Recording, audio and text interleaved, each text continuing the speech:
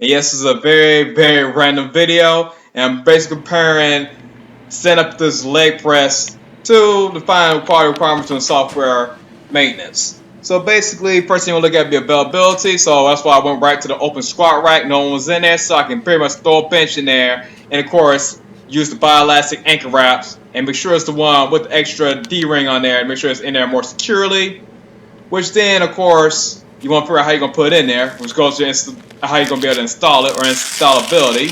So basically, make sure your power actually has some holes drilled in there correctly, and move the rings in there all the way, or so the ankle wraps in there all the way, and make sure the thing is secure. So basically, make sure the integrity is good, interoperability, make sure it works with everything that's in there. So basically, yeah, you gotta have holes drilled into your power for this thing to work correctly, or make sure these things are in there real tight. However, I would definitely recommend you use holes in your power rack to get this thing in there. Performance about how good you can actually do the exercise. Reliability, once again, it's in there securely, so you won't end up with a blue screen of death, laugh out loud.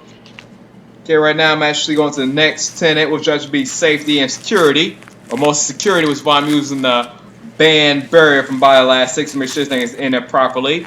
And it's already ties in the idea of usability, because once you have it in the band barrier, you don't have to worry about your feet slipping all over the place, which then makes it a lot more user friendly for the average person that's using it.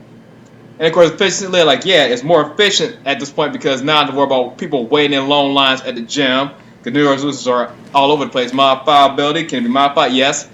Strap up and down within the power rack, depending which hole you want to put in, as well as change resistance with the resistance bands themselves.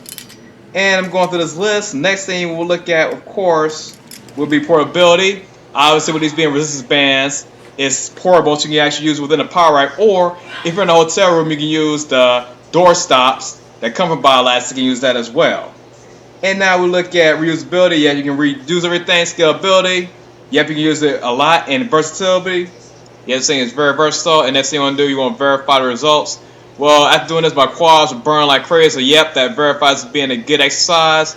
And one side note I want to bring up, one very important thing I need to bring up is the fact that when you use this exercise, make sure your power rack is secure as far as humanly possible, and don't go too heavy with the bands because there's a good chance you may push the power rack over. So guys, make sure your power rack is nice and secure, or use a door. And last but not least, don't go too crazy with resistance. Alright guys, that's it. Peace out.